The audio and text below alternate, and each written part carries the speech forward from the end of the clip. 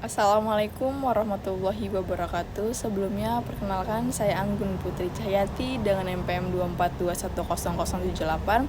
Di sini saya menjelaskan pada gambar 4.1. Yang pertama yaitu tanggal 1 Januari 2010 sampai dengan 31 Desember 2010 yaitu adalah periode laporan keuangan yang diaudit. Sedangkan 31 Desember 2010 sampai 10 Maret 2011 yaitu periode setelah tanggal laporan keuangan tetapi sebelum audit selesai. Pada periode ini, auditor tetap memperhatikan apakah ada kejadian penting atau mempengaruhi laporan keuangan. Yang ketiga yaitu tanggal 10 Maret 2011, tanggal selesainya pekerjaan laporan audit. Sedangkan tanggal 24 Maret 2011 yaitu tanggal penyelesaian atau terbitnya laporan keuangan atau laporan auditor. Perkenalkan, nama aku Anya Dewi, NPM 242100079. Di sini aku mau ngejelasin bagian pendapat wajar tanpa pengecualian. Jadi pendapat wajar tanpa pengecualian itu adalah opini terbaik yang diberikan oleh auditor. Opini ini menunjukkan bahwa laporan keuangan telah disajikan secara wajar dan sesuai dengan standar akuntansi yang berlaku, sehingga dapat dipercaya oleh pengguna laporan keuangan. Pendapat ini termasuk wajar tanpa pengecualian, tetapi auditor menambahkan paragraf penjelasan untuk memberikan informasi penting yang perlu diperhatikan pembaca. Kewajaran tersebut tidak mempengaruhi kewajaran laporan keuangan, hanya sebagai informasi tambahan agar lebih jelas. Saya Angelita Kesha Putri dengan NPM 2421080. Saya akan menjelaskan jenis-jenis opini audit. Dalam dunia audit, jika laporan keuangan perusahaan tidak bersih-bersih amat, maka auditor akan memberikan salah satu opini ini. Yang pertama, pendapatan wajar dengan pengecualian. Yang kedua, pendapatan tidak wajar. Dan yang ketiga, tidak memberikan pendapat. Yang pertama, pendapat wajar dengan pengecualian, yaitu secara keseluruhannya sudah bagus dan benar, tapi ada sedikit yang janggal. Kapan ini dikasih? Pas auditor nemu ada kesalahan, pencatatan atau ada bukti yang kurang, tapi efeknya nggak merusak seluruh laporan keuangan. Cuma di bagian tertentu saja. Contohnya, kita beli mobil bekas, bodi dan fisiknya oke, tapi AC-nya mati, masih bisa dipakai, tapi ada catatannya. Yang kedua, pendapatan tidak wajar. Laporan ini kacau dan nggak bisa dipercaya. Kapan ini dikasih? Pas auditor nemu salah saji yang fatal dan jumlahnya banyak. Kesalahan ini sifatnya pervasif atau merusak seluruh isi laporan keuangan. Jadi laporannya nggak mencerminkan kondisi asli perusahaan. Kayak contohnya, kita beli HP tapi ternyata casingnya doang yang asli, dalamnya palsu semua atau zonk. Dan yang ketiga, tidak memberikan pendapat. Auditor angkat tangan dan tidak berkomentar apa-apa. Ini dikasih bukan karena laporannya jelek, tapi karena auditor nggak bisa nyelesain tugasnya. Bisa jadi karena dibatasi oleh pihak perusahaan, misalnya dokumen disembunyiin, atau ada kondisi makro yang bikin bukti-buktinya hilang, seperti kebakaran gudang. Contohnya kayak kita disuruh nilai masakan orang, tapi kita nggak dikasih izin buat nyicipin atau ngeliat masakannya. Ya udah, kita nggak bisa kasih nilai masakan itu. Saya Nasya Safira, NPM 242100081. Di sini saya akan menjelaskan jenis-jenis laporan akuntan. Yang pertama ada laporan wajar tanpa pengecualian atau unqualified opinions. Jadi, laporan wajar tanpa pengecualian ini ialah opini terbaik yang dapat diberikan oleh auditor. Opini ini menunjukkan bahwa laporan keuangan telah disusun dan disajikan secara wajar dalam semua hal yang material sesuai dengan standar akuntansi keuangan. Selain itu juga, auditor telah memperoleh bukti audit yang cukup dan tidak menemukan kesalahan yang material. Dengan adanya opini ini, pengguna laporan keuangan dapat memiliki tingkat kepercayaan yang tinggi terhadap informasi keuangan perusahaan. Contoh, sebuah perusahaan menyusun laporan keuangan sesuai standar akuntansi. Seluruh transaksi didukung bukti yang lengkap dan tidak ditemukan kesalahan yang signifikan. Auditor kemudian memberikan opini wajar tanpa pengecualian. Yang kedua, ada laporan wajar dengan pengecualian atau qualified opinions. Jadi, laporan wajar dengan pengecualian ini diberikan apabila auditor menemukan kesalahan atau pembatasan dalam proses audit yang bersifat material tetapi tidak mempengaruhi keseluruhan laporan keuangan. Yang artinya sebagian besar isi laporan keuangan ini tetap disajikan secara wajar kecuali pada bagian tertentu yang menjadi pengecualian. Opini juga menunjukkan bahwa laporan keuangan masih dapat digunakan sebagai dasar pengambilan keputusan, tetapi pengguna harus memperhatikan bagian yang dikecualikan auditor. Misalnya, auditor tidak dapat memeriksa nilai persediaan di salah satu gudang karena dokumennya tidak lengkap. Namun, bagian laporan keuangan lainnya telah diperiksa dan dinilai wajar. Nah, terus yang ketiga ada laporan tidak wajar atau adverse opinions. Jadi, laporan tidak wajar ini diberikan apabila auditor menemukan bahwa laporan keuangan mengandung salah saji yang material dan menyeluruh sehingga tidak mencerminkan kondisi keuangan perusahaan yang sebenarnya. Dalam kondisi ini, laporan keuangan dianggap tidak dapat dipercaya sebagai dasar pengambilan keputusan. Opini ini biasanya muncul karena perusahaan tidak menerapkan standar akuntansi yang benar-benar atau terdapat penyimpangan yang sangat besar dalam penyajian laporan keuangan. Misalnya, perusahaan dengan sengaja mencatat pendapatan lebih tinggi daripada yang sebenarnya sehingga laba perusahaan itu terlihat lebih besar. Karena kesalahan tersebut mempengaruhi keseluruhan laporan keuangan, auditor memberikan opini tidak wajar. Terus yang terakhir ini adalah laporan tidak memberikan pendapat atau disclaimer of opinions. Jadi laporan tidak memberikan pendapat ini diberikan apabila auditor tidak dapat memperoleh bukti audit yang cukup untuk memberikan opini. Nah, hal ini dapat terjadi karena adanya pembatasan ruang lingkup audit atau kondisi tertentu yang menyebabkan auditor tidak dapat melakukan pemeriksaan secara memadai. Dalam situasi ini, auditor tidak menyatakan apakah laporan keuangan itu wajar atau tidak, karena informasi yang tersedia itu tidak cukup untuk mendukung suatu opini. Contohnya itu sebagai besar dokumen keuangan perusahaan hilang akibat bencana atau tidak diberikan kepada auditor, sehingga proses audit ini tidak dapat dilakukan secara lengkap. Sabila Putri Andila, NPM 242100082. Materi selanjutnya yaitu laporan auditor independen tentang dampak memburuknya kondisi ekonomi Indonesia terhadap kelangsungan hidup entitas. Laporan auditor independen adalah laporan yang berisi pendapat auditor mengenai kewajaran laporan keuangan perusahaan. Selain itu, auditor juga menilai apakah perusahaan masih mampu menjalankan usahanya atau tidak. Saat kondisi ekonomi Indonesia memburuk, perusahaan bisa mengalami penurunan penjualan, kesulitan keuangan, atau terganggunya arus kas. Jika kondisi tersebut menimbulkan keraguan terhadap kelangsungan usaha perusahaan, auditor akan mengungkapkannya dalam laporan audit agar menjadi perhatian para pengguna laporan keuangan. Jadi, laporan auditor independen tidak hanya menilai laporan keuangan, tetapi juga memberikan gambaran mengenai kondisi dan keberlangsungan perusahaan di masa depan. Sekian materi dari saya, selanjutnya akan dijelaskan oleh rekan saya. Perkenalkan, nama saya Aulia Wisita dengan NPM 242100083. Di sini saya ingin menjelaskan tentang contoh penjelasan di catatan atas laporan keuangan.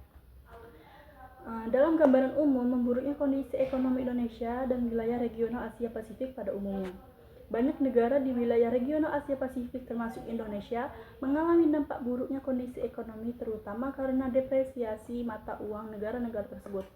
Akibat utamanya adalah sangat langkanya likuiditas, tingginya tingkat bunga dan kurs mata uang. Kondisi ini mencakup pula penurunan drastis harga saham, pengetatan penyediaan kredit, dan penghentian atau penundaan pelaksanaan proyek konstruksi tertentu. Dampak memburuknya kondisi ekonomi Indonesia terhadap customer perusahaan telah menurunkan jumlah penjualan dan mengakibatkan meningkatnya resiko kredit bawaan dalam piutang usaha. Perkenalkan, nama saya Aura Cantika dengan NPM 2410084 dari kelompok 8. Saya akan membacakan materi ke-7.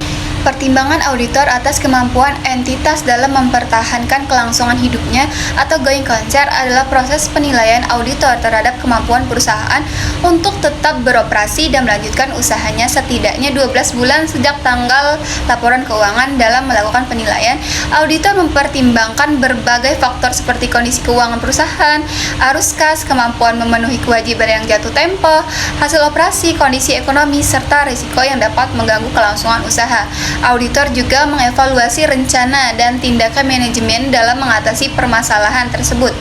Berdasarkan hasil penilaian dan bukti audit yang diperoleh, auditor menyimpulkan apakah terdapat keraguan signifikan terhadap kemampuan perusahaan untuk mempertahankan kelangsungan usahanya dan menentukan dampak terhadap laporan audit. Selanjutnya yang akan saya bawakan adalah sifat dan contoh biaya dibayar di muka serta pajak dibayar di muka.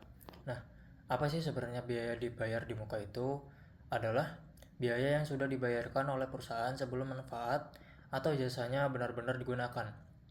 Karena manfaatnya masih akan diterima pada periode berikutnya, maka pada saat pembayaran biaya tersebut dicatat sebagai aset. Nah, sifat-sifat dibayar di muka ini adalah dibayar terlebih dahulu sebelum manfaat diperoleh. Dicatat sebagai aset lancar pada saat pembayaran. Nilainya akan berkurang secara bertahap seiring berjalannya waktu atau saat manfaatnya digunakan. Pada akhir periode akuntansi perlu dilakukan jurnal penyesuaian agar biaya yang telah digunakan diakui sebagai beban. Contoh daripada dibayar di muka ini adalah sewa gedung yang dibayar untuk 1 tahun di awal, premi asuransi yang dibayar untuk beberapa bulan atau 1 tahun, langganan internet atau software yang dibayar di muka, biaya iklan yang dibayar sebelum iklan ditayangkan. Sebagai contoh adalah jika perusahaan membayar sewa kantor sebesar 24 juta untuk 1 tahun, maka pada saat pembayaran seluruhnya dicatat sebagai aset. Setiap bulan sebesar 2 juta dipindahkan menjadi beban sewa melalui jurnal penyesuaian. Yang kedua adalah pajak dibayar di muka.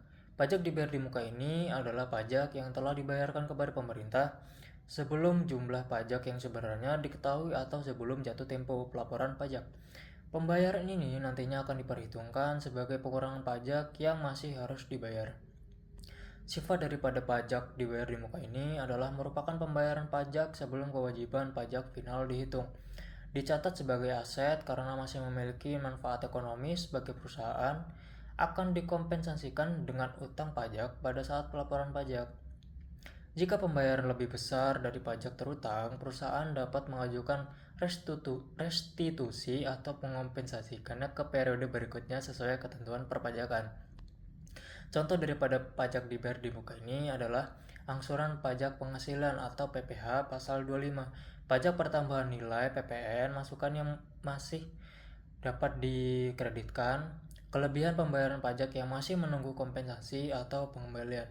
Kesimpulan dari materi ini adalah dapat disimpulkan bahwa biaya dibayar di muka ini adalah pajak dibayar di muka sama-sama dicatat sebagai aset karena manfaatnya belum habis digunakan. Perbedaannya adalah biaya dibayar di muka berkaitan dengan pembayaran atas barang atau jasa yang manfaatnya akan dinikmati di masa mendatang, sedangkan pajak dibayar di muka berkaitan dengan pembayaran pajak yang nantinya akan diperhitungkan terhadap kewajiban pajak perusahaan. Materi selanjutnya akan disampaikan oleh rekan saya. Perkenalkan, nama saya Sonego Farhan Wijaksono dengan NPM 24210086. Di sini saya akan menjelaskan materi tentang tujuan pemeriksaan biaya dan pajak dibayar di muka. Tujuan pemeriksaan biaya dan pajak dibayar di muka adalah untuk memastikan bahwa biaya atau pajak yang telah dibayar sebelum masa manfaatnya benar-benar ada, dicatat dengan benar, dan masih menjadi hak perusahaan pada akhir periode. Selain itu, pemeriksaan juga bertujuan memastikan bahwa jumlah yang sudah menjadi beban pada periode berjalan telah diakui dengan benar, sedangkan sisanya tetap dicatat sebagai aset. Dengan pemeriksaan ini, laporan keuangan dapat disajikan secara wajar, akurat, dan sesuai dengan standar akuntansi. Perkenalkan, nama saya Daniel Karliska, NPM 24210087, dari kelompok 8. Di sini saya akan menjelaskan materi tentang ringkasan materi pemeriksaan biaya dan pajak dibayar di muka. 1. Prosedur uji kepatuhan atau compliance test. Tujuannya menilai efektivitas pengendalian internal atas biaya dan pajak dibayar di muka.